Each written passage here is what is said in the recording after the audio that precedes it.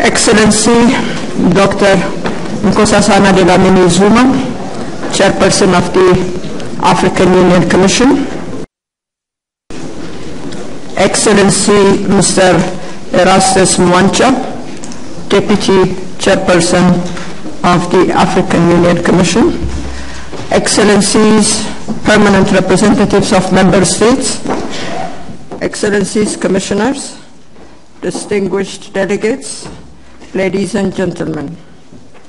I would like to start by welcoming those delegates who have joined us from the various capitals to attend the 26th Ordinary Session of the PRC. Let me take this opportunity to express my warmest congratulations to all of you on the occasion of the Golden Jubilee celebration of the OAU-AU. This is indeed a defining moment for our continental organization as we reflect on how far we have come and chart our vision for the future. This occasion is particularly significant for me personally, as I am also celebrating more than half a century of my diplomatic service together with the Golden Jubilee of the OAU-AU. Therefore, it gives...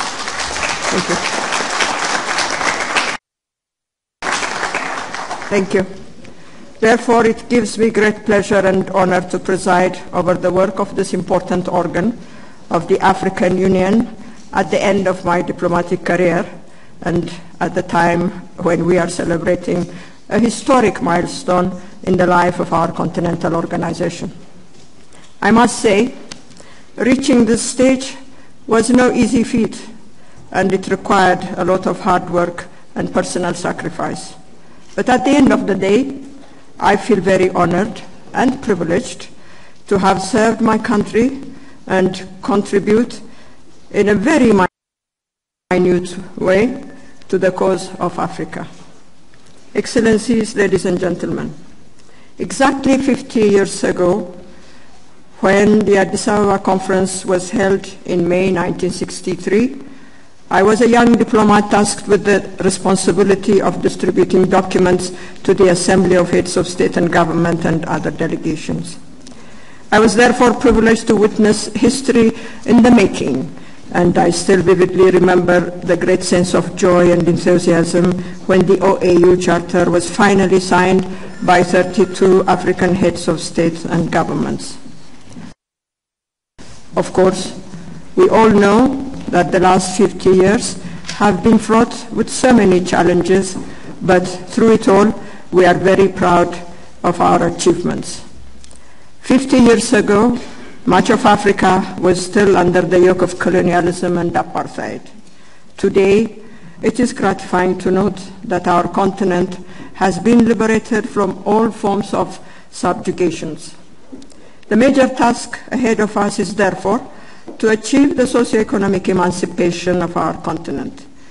I hope the current and future generations of Africans will rise up to the challenge and work very hard to realize the dreams of our founding fathers for a peaceful, prosperous, and united Africa. Excellencies, ladies and gentlemen, there are a number of critical issues that we need to finalize in the course of the next 2 days of our meeting. In relation to the Golden Jubilee celebration, we will consider the draft proclamation, which will be adopted by the 21st Ordinary Session of the Assembly. In accordance with the decision of the PRC at one of our previous meetings to constitute a small committee comprised of representatives from each region to work on the draft proclamation together with the Commission, I am sure they will submit to us a new draft for our consideration. As you would recall, the strategic plan of the African Union for the year 2014-2017 was adopted by the 14th Extraordinary Session of the Executive Council held on 8 April 2013. Since there were a number of comments and suggestions made by our ministers during the extraordinary session, we will have the opportunity to review the latest version of the strategic plan before it is finalized and submitted for endorsement by the 21st Ordinary Assembly. As you are all well aware, the Commission has also submitted a detailed draft for the year budget for the year 2014 based on the strategic plan of the African Union adopted by our ministers. In this regard, the relevant subcommittees of the PRC have held a retreat in Mombasa and thoroughly deliberated on the draft budget. Therefore, we will consider the draft budget together with the report of the subcommittees and the recommendations for subsequent adoption by our ministers. As we have already considered the report of the Commission on post-2015 development agenda, together with the African Common Position on the issue and the modalities for the establishment of a committee of heads of state and government, these are the major issues, in my view, that we will discuss during the next 2 days. With your usual cooperation, Excellencies and ladies and gentlemen, I hope we will be able to finalize our work as expeditiously as possible. I conclude my remarks by wishing you all of us, a fruitful deliberation. Thank you very much.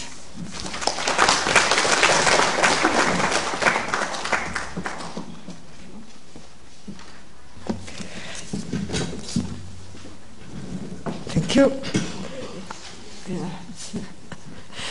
I now call upon Her Excellency Dr. Dlamini Zuma, our chairperson, to take the floor. Madam.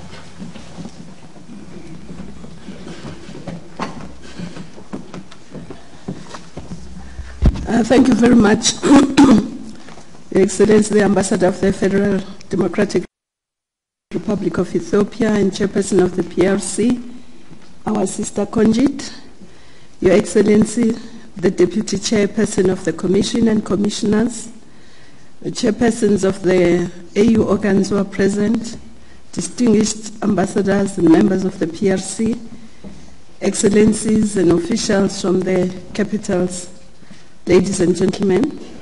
I think first let me congratulate the chair of the PRC for the sterling service, not only to her country for 50 years, but also to the service of the continent in the Pan-Africanist spirit. And I think she deserves a round of applause.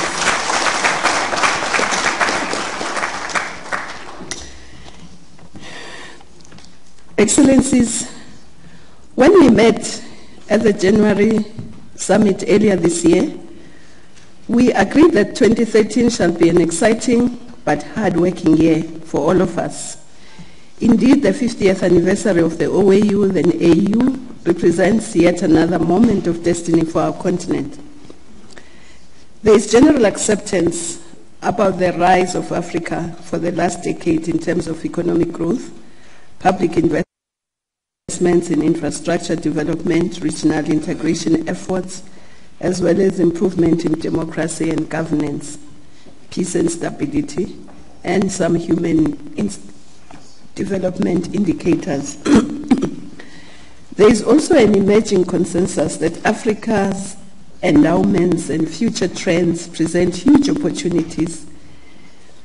Its human resource and demographic trends, especially its youthful population and its women, its rates of urbanization, the arable land and the natural resources at its disposal, the potential for energy generation, both fossil and renewable, its mineral deposits and its long coastlines, to name but a few. And yet, we must all agree that the potential was also present when the founders formed the OAU in 1963. As newly independent states, they had to construct newly independent states and develop a vision and plans for continental integration on the foundation of the fragmentation, destruction, and structural underdevelopment caused by centuries of colonization. Though representing 33 independent states, they still confronted the scourge of colonialism with almost less than half of its continent under still shackles of colonization. The founding generations, therefore, had to continue the fight in the spirit of Pan-Africanism, the self-determination during most of the existence of the OAU, while simultaneously embarking on the task of nation and state formation, fighting poverty, ignorance, and disease in the countries, and taking forward the vision of the unity, development, and integration of the African continent. Following the Namibian independence and the end of the apartheid in 1994, the transformation of the OAU into the African Union in 2001 signaled a new era for our continent. This is the era that heralded in the current positive trends we see in Africa today. Excellencies, after a decade of the African Union, and as we celebrate 50 years since the foundation of the OAU, it is an opportune moment to reflect on the grand narratives that have been part of the Pan-African project for at least the last 50 years and before.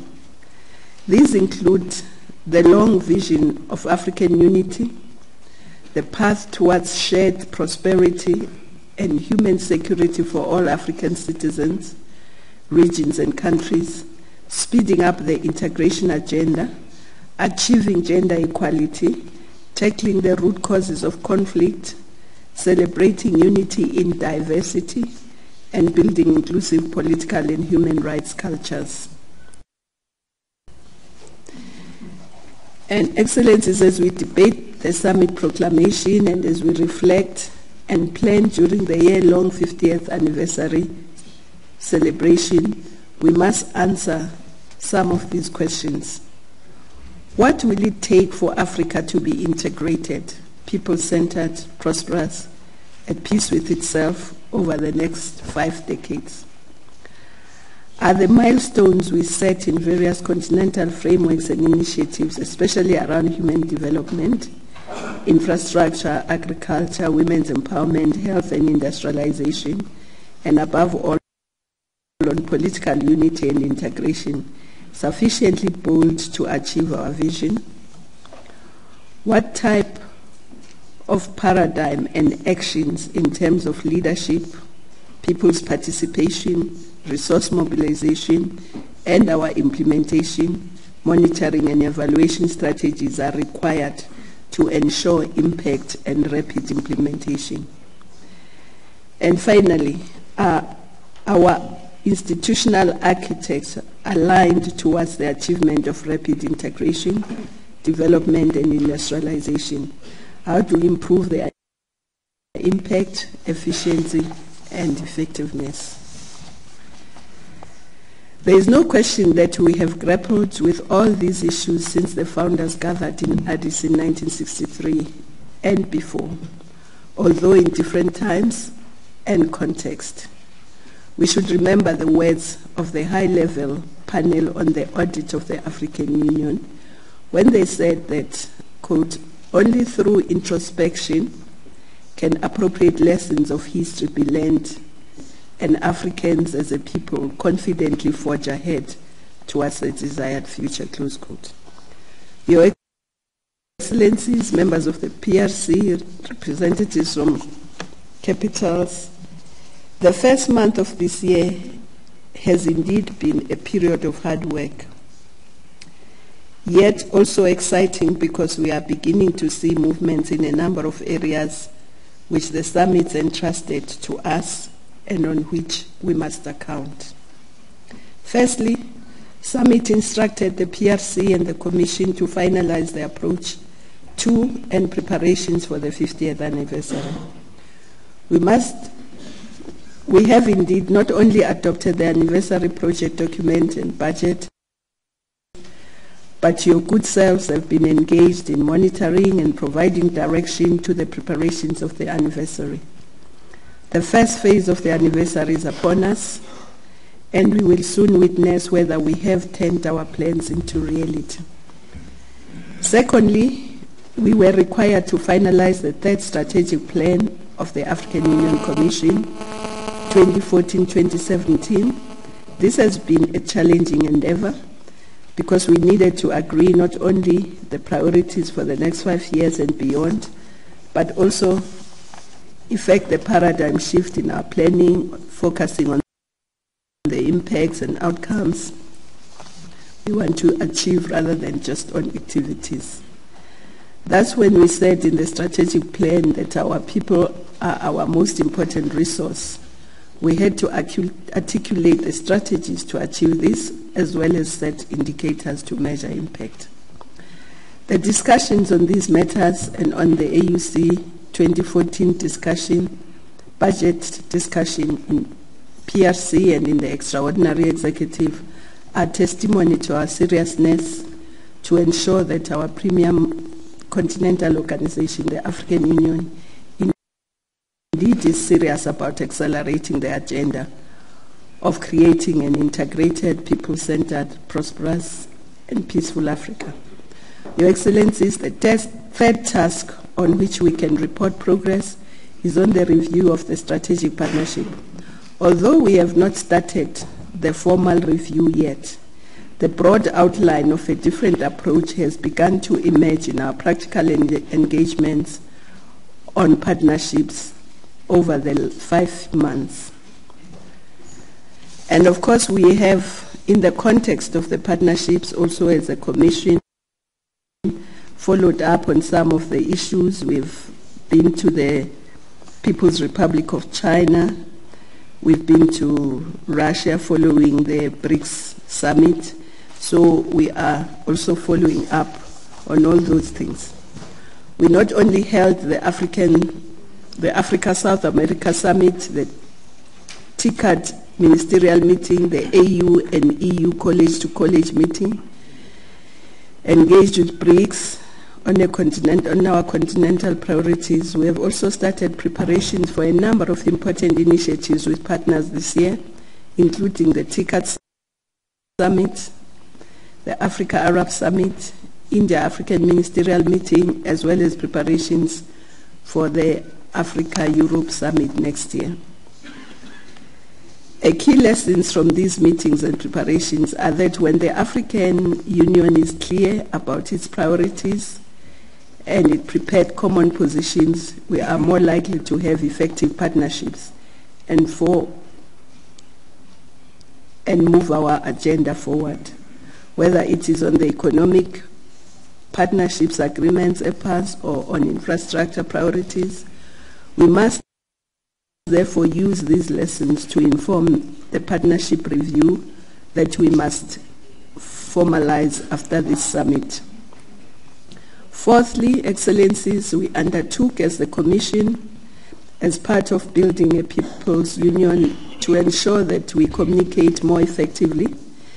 The AUC has begun to develop and execute a communication and outreach strategy developed with government communicators and journalists from across the continent.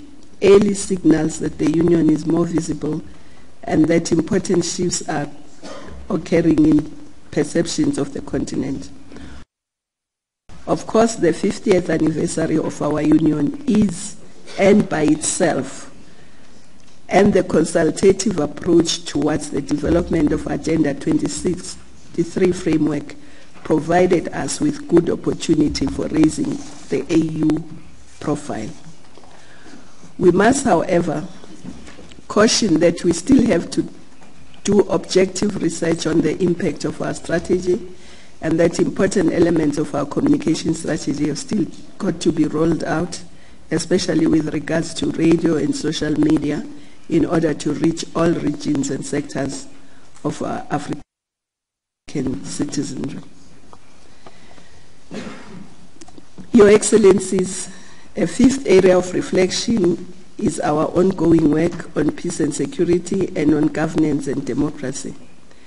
Since January, the Commission has sent observer missions to a number of member states, including the recent elections in Kenya. We continue to learn lessons from these experiences, and they help to inform our paradigm of building inclusive political cultures and national and regional development. We must repeat the message that there cannot be peace without development and no development without peace. Through implementation of its peace and security architecture and good governance architecture, therefore continues to register increasing levels of peace and security. We must highlight that whereas in the 90s there were about 15 countries engulfed in conflicts, this number reduced to 5 between 2000 and 2010. Conflict resolution efforts have yielded encouraging results in many parts of the continent, as shown by the tremendous progress recorded in Somalia, the agreements reached between Sudan and South Sudan in the post-cessation relations, and the ongoing initiatives to promote good neighborliness and cooperation for the shared prosperity in the Great Lakes region. However, as the remaining conflicts and recent crises in Mali and Central African Republic and the ongoing situation in Western Sahara suggest, there is no room for complacency, and we must resolutely take and tackle the root causes of conflicts and instability so as to ensure lasting peace. Excellencies, there are other areas that we need to pay greater attention to, or that we postpone till after the May summit. These include the strengthening of the AU Commission and organs, including the relationship between the Commission and the PRC, and you know we still owe one another a retreat. But we also have had a retreat with the REX, and at the end of April, and we need to start implementing the results of that retreat after the summit. We will therefore act in the coming months on the decisions such as the follow-up on the high-level panel audit of the AU review, the issue of the proliferation of AU institutions and agencies, the review on the mandate of the Pan-African Parliament and strengthening our capacity to implement decisions of our policy organs, to name a few. Your Excellencies, in conclusion, our debates on the theme over the past few months have brought us closer to a common narrative on the lessons and achievements of the last 5 decades, including the strengths and weaknesses of our Union. The year-long anniversary activities and our engagements with all sectors of society on the theme will continue to build on this African narrative. However, more importantly during this year, besides the celebratory aspect of our 50th anniversary, we have before us the task to map out a vision and milestones of the next 50 years. The proclamation of the anniversary summit must provide the framework and set the tone. It must be bold and inclusive and not shy away from confronting the issues that make it difficult for us to achieve integration, peace, and prosperity. Your Excellencies, let us recall the words of our founders that Africa must unite or perish. When they formed the OAU on the 25th May 2013, they chose to unite behind the mission to rid Africa of colonialism and apartheid. On the 25th of May 2013, we must unite behind the mission to rid Africa of poverty, disease, hunger, and for prosperity. And as they said then, we must unite or perish. I just want to also express my appreciation and the Commission's appreciation on the way we've worked together and cooperated in order to advance the work of the Union. I thank you.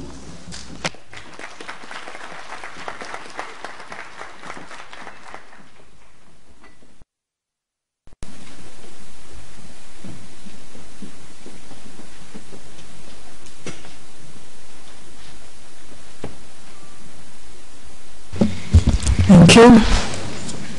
According to our program,